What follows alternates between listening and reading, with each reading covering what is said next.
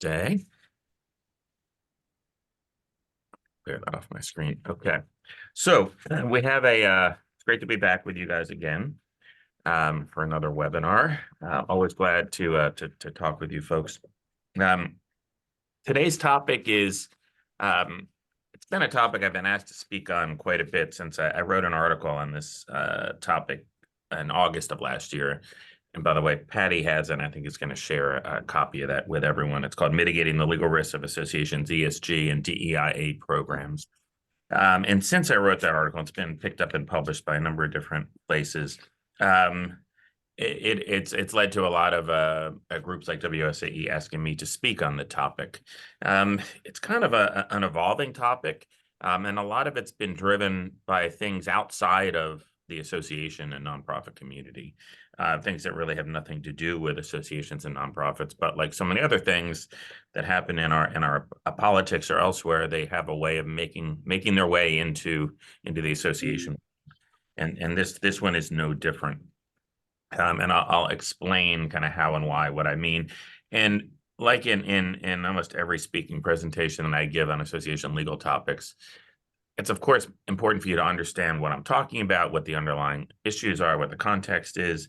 But the most important part, I think, just like the last section of the article points out, is what are the practical steps, things that you can do to help protect yourself from potential liability exposure and legal risk. And that's what we'll focus on here today. So feel free to step in and ask questions at any time. Use the chat feature. Patty, if you can maybe just pose those to me as they come in. Sure. Or just unmute yourself and ask. It's a relatively small group, so happy to deal with it that way at all, but no reason to hold until the end for questions. Also, just before I forget, if you are interested in association legal issues generally, we have a wealth of resources on our firm's website, hundreds of articles, PowerPoint presentations, and recorded webinars on a wide array of just about every leading association legal issue. Our website is tenenbaumlegal.com, tenenbaumlegal.com. Maybe, Pat, if you could post that in the chat. And you'll find a resources tab where there's sub-tabs for publications and recorded webinars and speaking engagements and whatnot. And we're always adding more to that content. I just did a panel last week for a group of executives that run bar associations across the country on AI issues and associations and how to mitigate your legal risk from your association's use of generative AI, which I thought was a really fascinating topic. You'll see a recorded webinar on that. And that's the other topic I've been asked to speak about quite a bit these days. And another equally important topic, maybe we'll revisit that at a future WSAE shop talk. But today we're going to focus on ESG and DEIA. So first off, what do these acronyms mean? So ESG refers to these three broad pillars of environmental, social, and governance. It's a term that's really been very much front and center in the world of publicly traded for-profit companies for years, and it's an area that's in the for-profit world regulated by at the federal level by the Securities and Exchange Commission and the Federal Trade Commission, and by all 50 state attorneys general, along with DC.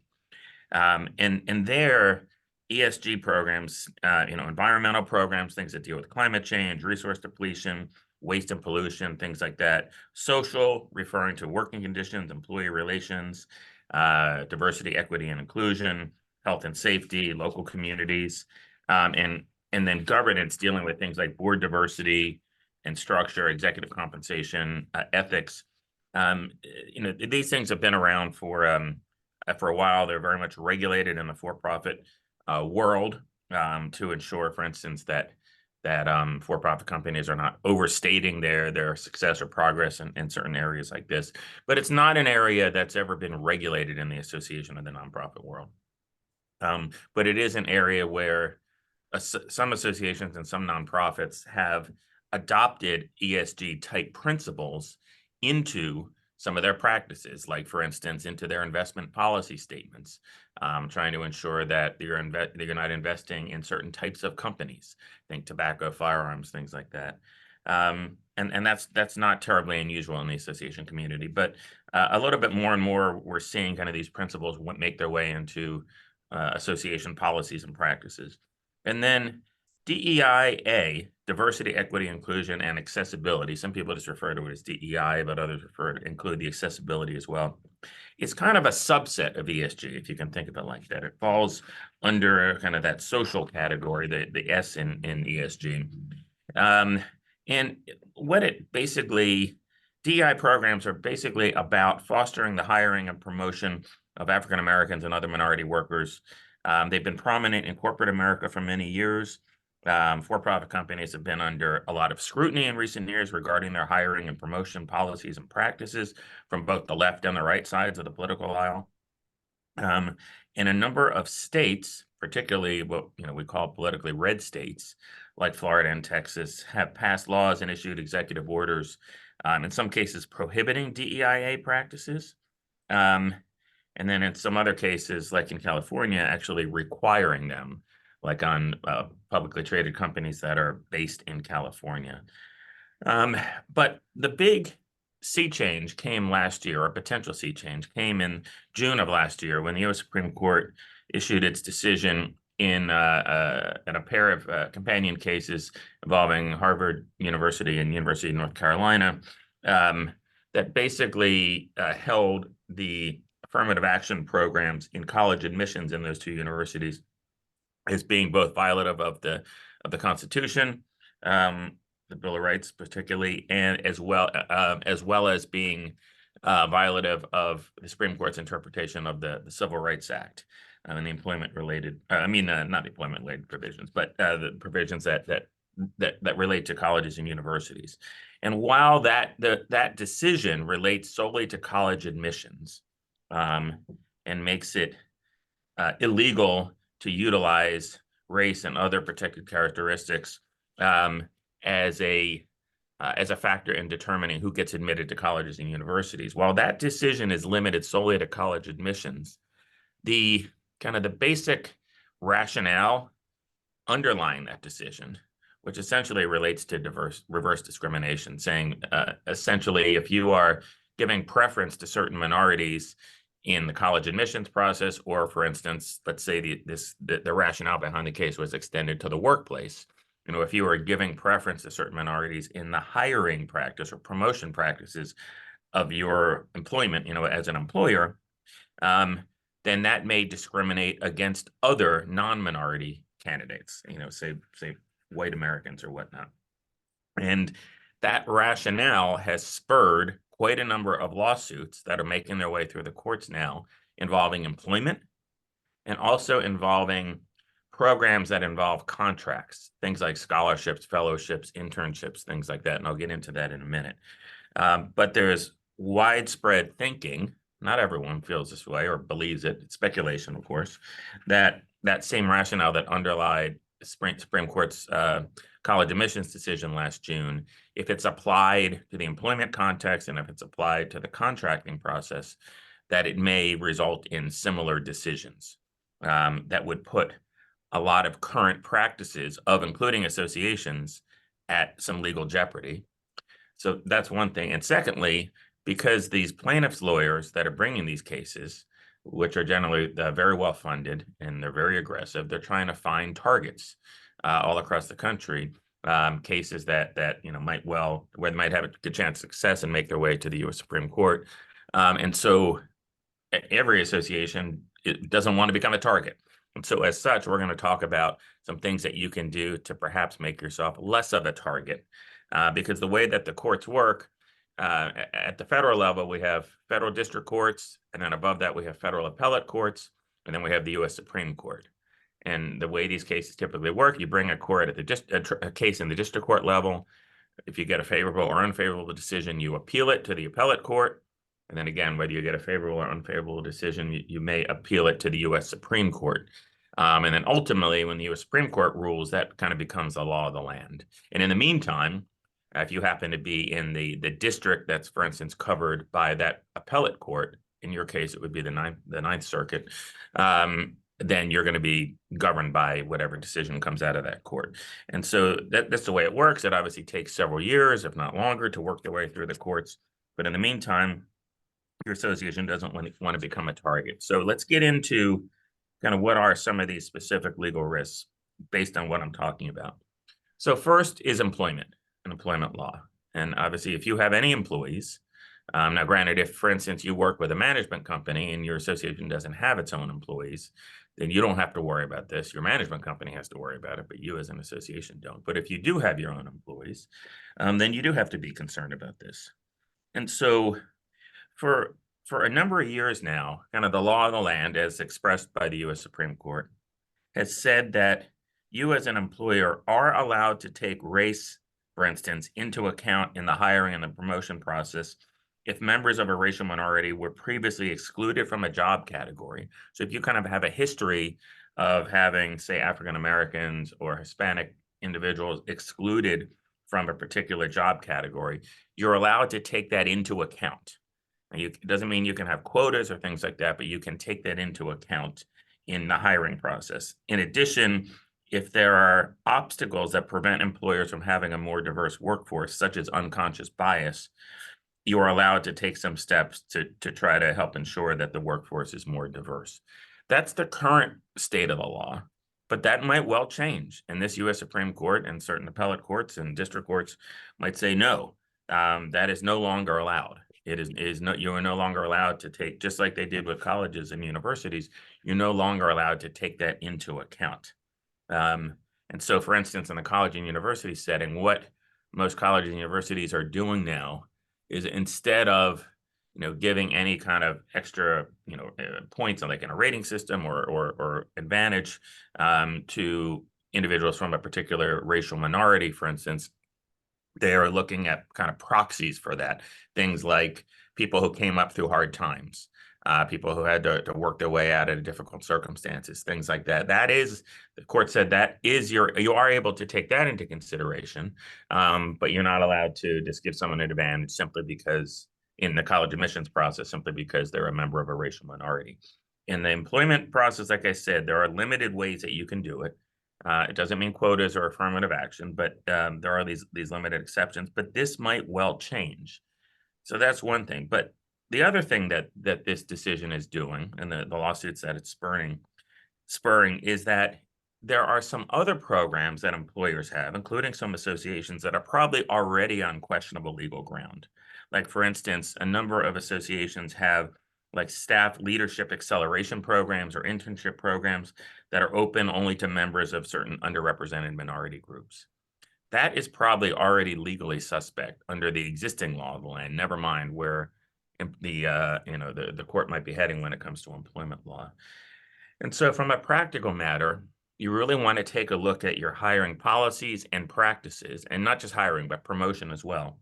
To make sure that if you do have any programs that are currently legally suspect, that you perhaps reevaluate and perhaps retool those in some of the ways, like I just described, that colleges and universities are doing, or getting rid of them altogether, and just making sure that your programs are very narrowly tailored to what the law allows at the current time when it comes to employment law. So that's the employment side. Anyone have any questions on it before I move on? Okay, I'm not hearing any or seeing any. Let's move on. So there's another really interesting area I find interesting because most people don't even know about this. If I said Section 1981 of the original Civil Rights Act, that's a Civil Rights Act of 1866. Most people think of the Civil Rights Act of 1964, which is the landmark law that Congress passed and signed into law, that made it illegal to engage in employment discrimination on the basis of race and so many other things. But this is the original Civil Rights Act of 1866, enacted after the end of the Civil War. And this was after slavery was abolished in our country. And Section 1981 makes it illegal to discriminate in contracting on the basis of race. It only applies to race, not other protected characteristics like religion or ethnicity or national origin, just race. But it applies to all contracts across the country, no matter where they are, federal, state, anywhere they're located, and it makes it illegal to discriminate in contracting on the basis of race. And this was designed to allow former slaves to be able to, kind of enter the business world and be able to not allow, say, businesses to say, no, we're not going to do business with you because you're a former slave or you're an African American, you're not allowed to do that. That's been the law of the land for all of these years. But now, you can probably see where this is going with the U.S. Supreme Court's rationale involving these college admissions cases, that it's all about reverse discrimination potentially, right? So if you are giving some advantage to certain races in contracts and you're not giving those same advantages to others, like say white folks, then the argument is, and the possible Supreme Court rulings on these cases may be, that that's illegal race discrimination in contracting because you're not giving the same advantage to white folks as say to black folks, for instance. And that's potentially a problem. So not surprisingly, there's a group called, as you might imagine, a very right-leaning group called the American Alliance for Civil Rights, which filed lawsuits last August against two big national law firms that operate paid diversity fellowship programs. They've operated them for many years, and they're aimed at bolstering diversity and inclusion in attorney ranks. And law firms, especially big law firms, are notorious for being way too white. And there's statistics that I've seen about how, like, the number of, for instance, African-American partners in big law is tiny. It's single digits. And so these programs are designed to help change that. But these lawsuits say that because these paid fellowship programs, which involve a contract, like most programs like this would, because they're limited only to certain, eligibility is limited to certain underrepresented groups in the legal profession, such as students of color and those identified as LGBTQ+, are a violation of Section 1981 by illegally discriminating against students, law students, on the basis of race, kind of using that same reverse discrimination rationale that underlies the U.S. Supreme Court's decision last year. And so because these fellowships require the students to enter into contracts with a law firm, the lawsuit alleges that they're covered by Section 1981 and that they are illegal. So both from a constitutional law perspective as well as statutory interpretation of Section 1981, there's a possibility that the court on one or both grounds might rule that such programs like that engage in reverse discrimination and are illegal. And there are a number of associations that offer fellowship and scholarship and internship and other programs like this that are limited to certain minority candidates. I was actually at a board meeting last week for an association client here in DC, where I'm located, or in the DC area. And when I came in as a new client and they introduced, I was at a board meeting, at the open part of their board meeting, not executive session, and they introduced me to three African-American women who were seated at the board table who were part of a special kind of leadership development program for mid-level professionals in their field. And, you know, for a year or 2 years, whatever it is, you know, they attend certain educational programs, they sit in at the association's board meeting and other things like that. I don't know if there's scholarships involved or whatnot, but the idea is that it's a special program that I'm sure involves a contract that's limited only to certain minority individuals. And again, it's designed to kind of make their profession more diverse, but it certainly has a potential target on its back because of what I'm describing here. And so it's really important that you evaluate the programs that you have. Now, like I said, so far, there's been no court ruling that I'm aware of, even at the district court level, the lower court level, that has held these programs to be illegal. But it's very possible, and some would argue even more likely, especially in courts that tend to be populated by more conservative judges. And the Supreme Court, knowing where it's kind of where it lies on the conservative versus liberal scale, it's not at all inconceivable that the U.S. Supreme Court might hold these programs to be illegal. And so right now, while that's not the law of the land, if you don't want to have a target on your back, a target doesn't necessarily mean one of these big outfits that's bringing these big class action cases, which is most of these are. It could be a single plaintiff, who files a suit claiming this is illegal. So it's something that I think every association should evaluate its programs if it has them like this, or if it's considering developing them, and also perhaps even educating, depending on the nature of your association and who you represent. If it's a trade association that represents certain companies in an industry and your companies have these sorts of programs, it may be worth educating them too on some of these legal risks so that they can be proactive. Now, it doesn't mean you have to change them. And I'm not sitting here telling you should change them. And I'm not also telling you where the U.S. Supreme Court's going to come out in these cases because I just don't know. But I'm just telling you there is some risk there. And if you're a very risk-averse association, or if your members are very risk-averse in their own practices in this area, it's something to take a look at. Any questions on that part? All right. Moving on. Jeffrey, we actually do have I think Kathleen was. Yeah, I do have a question. So we have a program and we have a grant, and it actually, trickles down from the state of developing diversity in workforce development. So, we've had some special grants where, of the people who are applying for these grants, we're trying to develop more diversity in the industry. Have you seen anything like that with, I don't expect it. I mean, they're both state grants that are coming in, but, just really trying to develop diversity in the life science industry. Yeah, I mean, just the fact that you're operating a program pursuant to a state grant doesn't give you any sort of immunity from that program being held to be unconstitutional. Now, it might factor into whether there would be any kind of damages involved. Because that's the other thing. You always got to think with legal exposure. If there's damages involved, I mean money damages, that's something you're going to take very seriously. On the other hand, if it's just a ruling that says you can no longer operate this program, like happened in the college admissions cases, then it's not about money damages. If the court says that, then you just stop operating the program, and there's kind of no harm, no foul. And that's where, by the way, some of these programs are likely going to lie, and this might be one of them. But if someone is seeking money damages because they didn't get some financial opportunity that someone else got, and they do it on a class action basis, those dollars could add up pretty quickly. And by the way, if someone were to challenge this, they would almost certainly challenge the the constitutionality of the state agency's program as well. Okay, thanks. Sure. Any other questions, Patty? No. All right.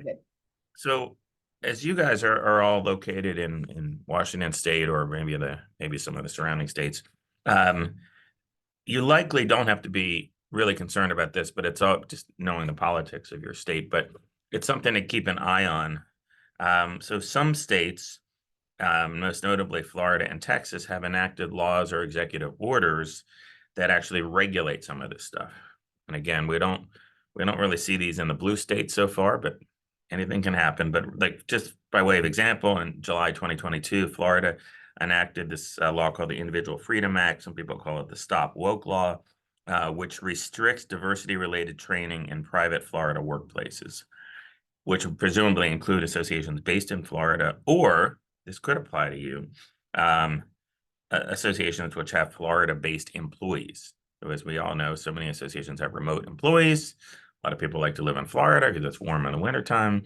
And if you have any remote employees who are based in Florida, it presumably, I say presumably because there's been no court ruling on this, but it seems to apply to any Florida-based employee. So if you, like a lot of employers do, have some sort of annual or every other year, some sort of diversity or unconscious bias or anti-harassment training that you conduct for your employees, it's illegal to do that with a Florida-based employee. And so if you do that, make sure that your Florida-based employee or employees are not participating in that training. And that applies. It also, the law also deals with, prohibits the teaching of critical race theory in K through 12 schools and universities. But like I said, it also applies to diversity training in private Florida workplaces. In Texas in 2022, the Governor Abbott issued a memorandum to state agencies warning them to not use any DEIA programs in hiring that are inconsistent with Texas law, including setting diversity goals or interview targets for diverse candidates. And that memorandum only applies to state agencies, but there is some thinking that the governor might expand that to private employers as well. On the flip side, California had adopted laws requiring certain racial and ethnic and gender diversity on boards of directors of public companies headquartered in California. So that's kind of the opposite direction. But both of those laws, both laws have been struck down by the courts and they're under appeal. And we'll see what happens there. So bottom line from all of this is just keep an eye on both state laws and executive orders, not just in Washington state, but perhaps in other states where you have employers, remote employees, because there's a very good high likelihood, I think, of these sorts of laws and executive orders expanding to other states. Another category, I think, these I'd put into a lesser risk. But, there are a number of associations and nonprofits that really want to tout their ESG performance. Whether it's in anything from their procurement practices to their investment policies to anything else, to their, recycling, high recycling percentages or other things like that. And there's this concept called greenwashing, which basically means kind of publicly misrepresenting or overstating your ESG performance. And this can get you into trouble, particularly from state attorneys general, as well as the FTC, that can bring action in this area, as well as private litigation. So just be sure that if you are publicly touting your ESG performance, success, accomplishments, and whatnot, make sure that you can substantiate all of the claims, that you're not ever overstating things.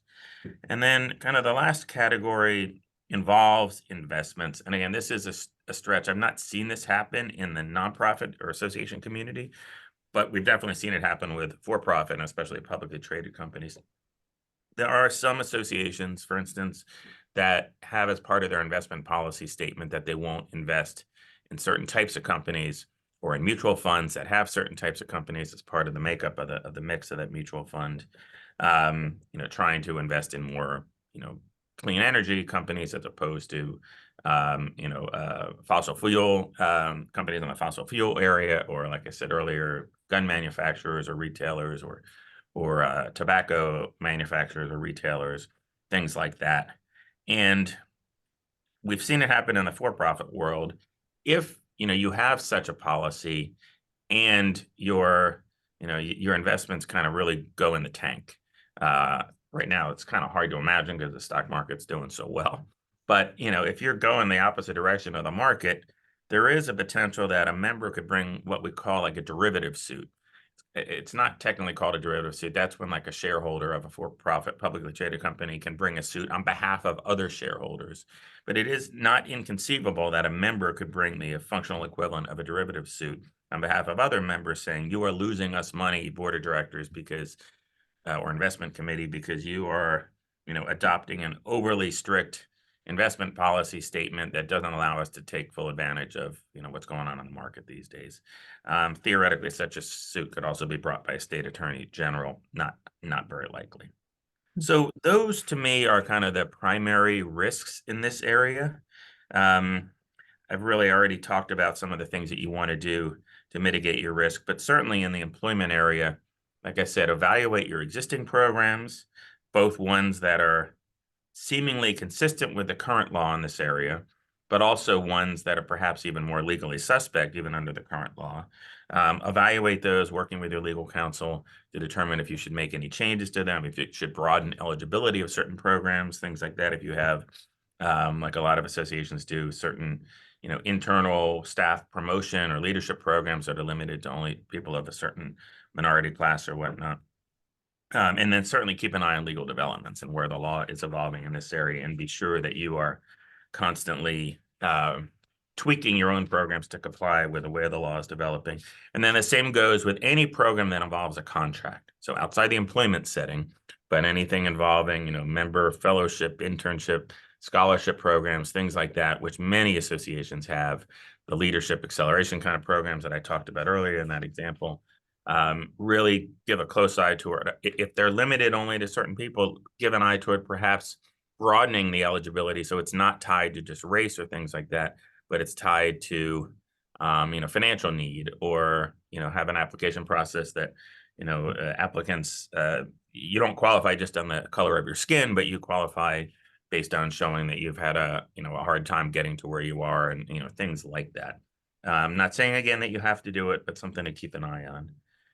Obviously, keep an eye on state laws and executive orders. Not likely in Washington state, but definitely likely in states where you might have remote employees, especially red states. And then make sure that you're Whatever claims you make regarding your ESG performance are accurate, fully substantiated with appropriate data and documentation, and not in any way overstated, misleading, or deceptive. And by the way, that goes for any kind of claims that you make as an association. And I've been advising on this my whole career.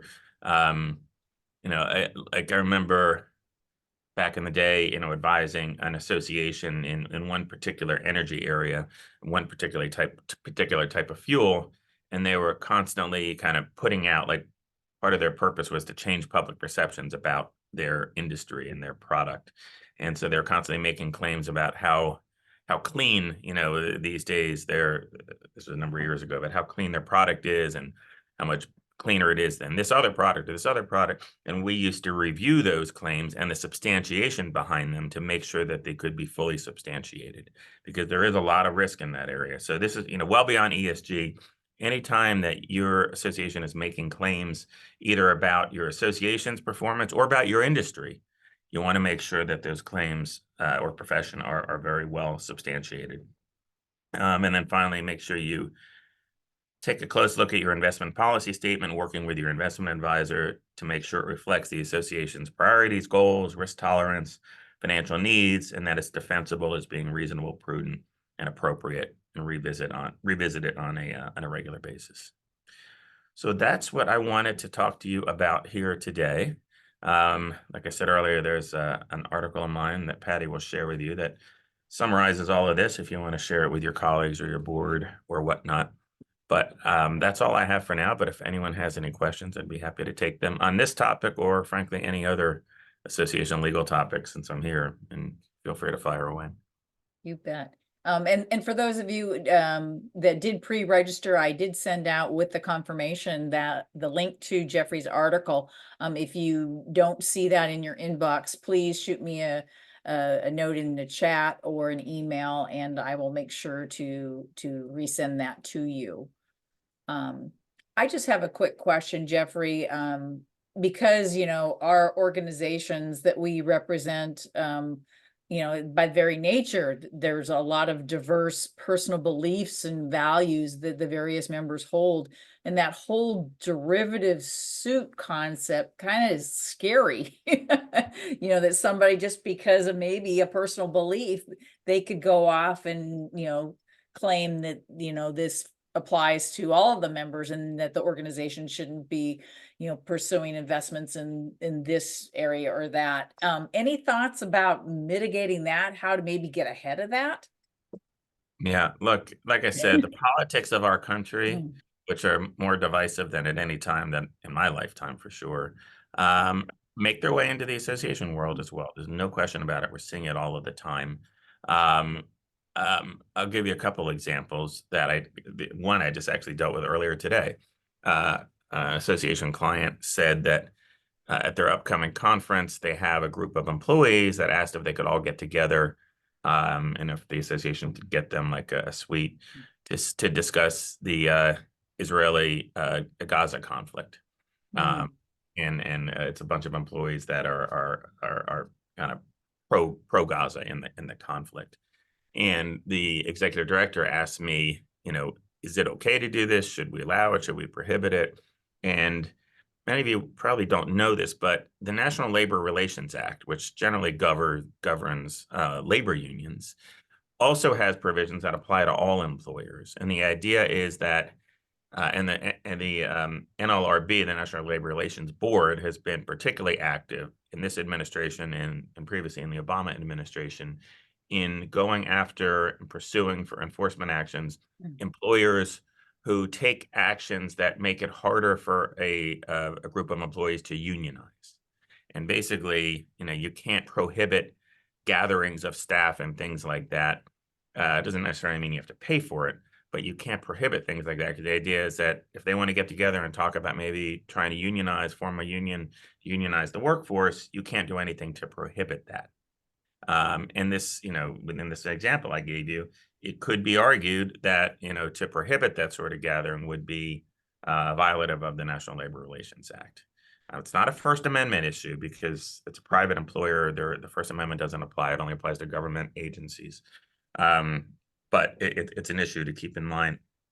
Another thing I'm dealing with all of the time just had about 24 hours ago, had a client board meeting where they had a petition from a member, and we ended up having there was a 3-person board committee, and the executive director and myself, we met with this member and a couple of experts she brought in, where she claims that in their industry, I won't say what it is, that there needs to be more efforts to combat anti-Semitism in the industry. And frankly, it's an industry that really doesn't have any anti-Semitism, quite the opposite.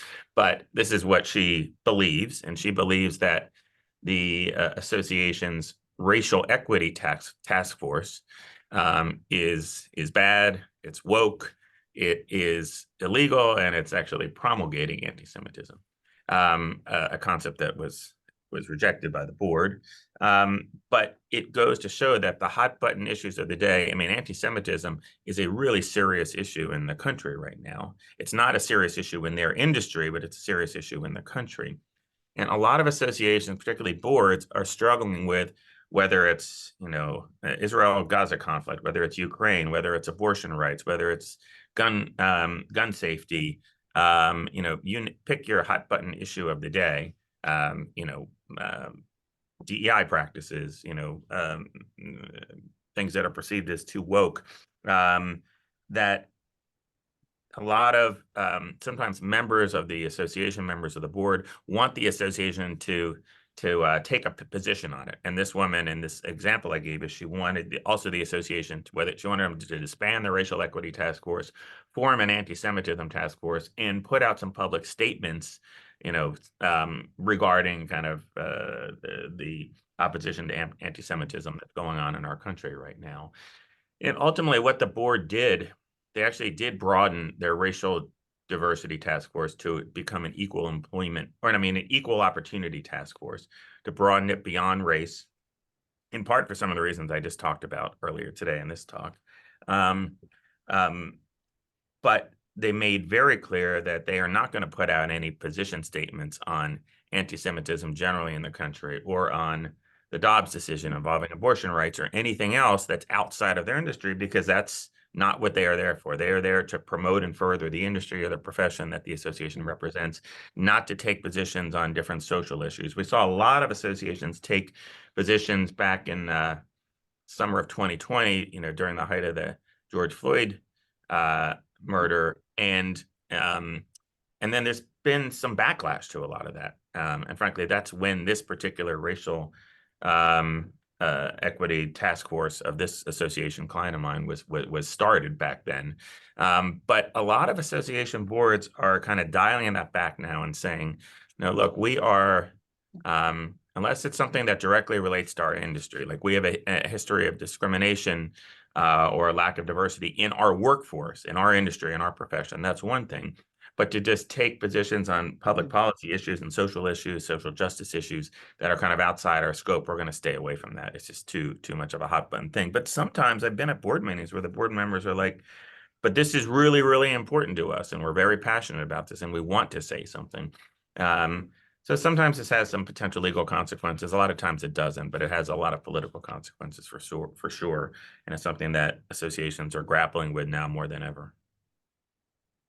Yeah, most definitely. Does anybody else have questions of Jeffrey? As you say, anything legal? I know, you spoke to us last October, and it was about all the things AI related and the risks associated with artificial intelligence and such.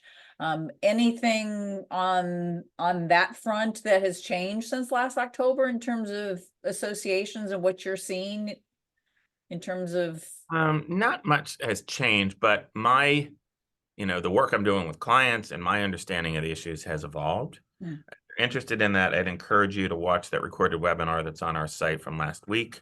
I did it with a fantastic woman named Kiki L'Italien, who has a lot of expertise in this area. She was talking about some of the non-legal stuff. I was talking about the legal stuff.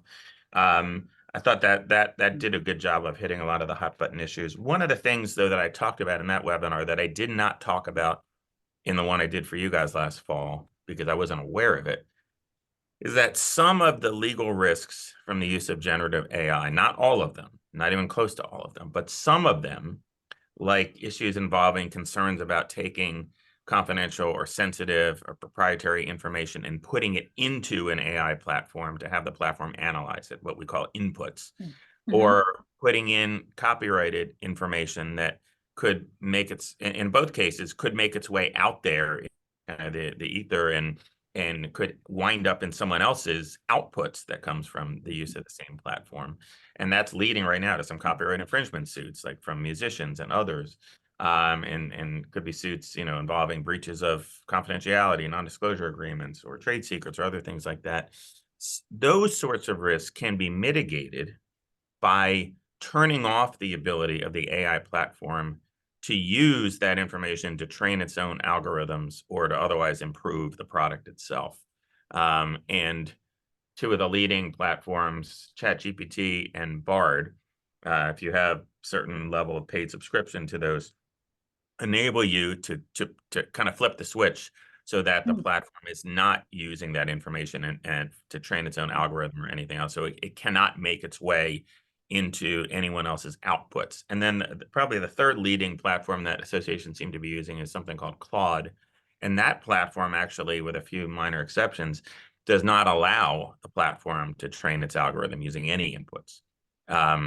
And so something to keep in mind, but of course, the practical issue is that's great in principle, right? You can adopt a policy like an AI employee usage policy that says, employees who are using AI in their work, have to do it pursuant to a number of rules. And one of the rules is that, you can only use AI to do your work if you're using a platform that has any sharing feature turned off so that the inputs can't be utilized by the platform.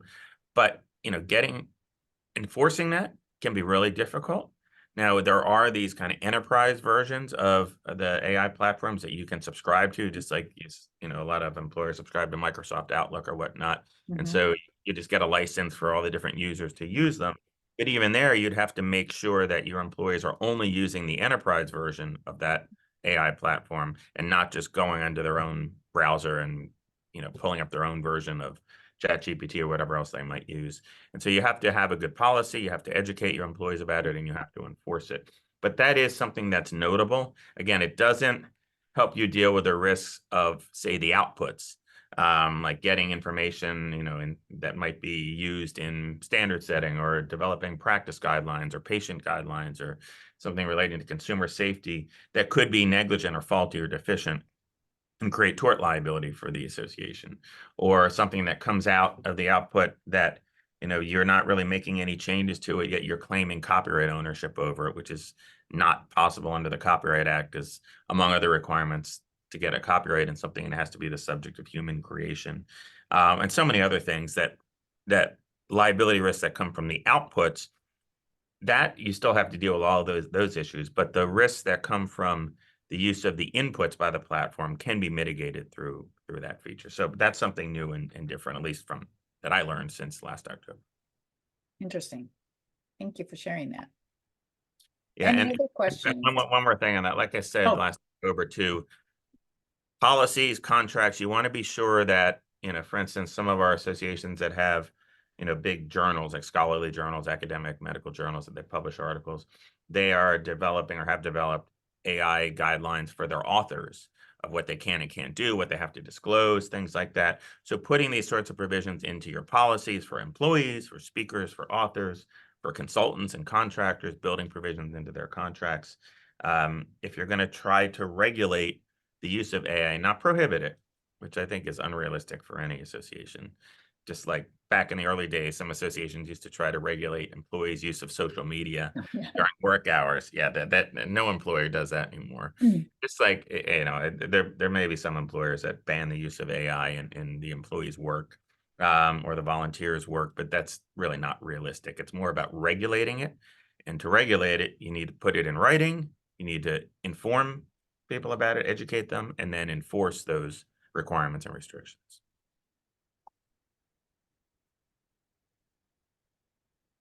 Sorry, Patty, you were going to say something else. Oh, no, I was just wanting to double check again with everybody and see if there's any more questions out there.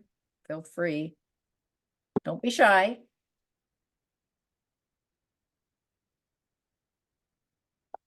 Well, if there aren't any more questions, I can give some time back to all of you. But before we leave, let's make sure we express our appreciation to Jeffrey for sharing his knowledge and wisdom with us today. You are always such a pleasure having join us and to help enlighten us on the latest and greatest as it relates to legal issues that pertain to the operations and running of our organization. So thank you so much, Jeffrey.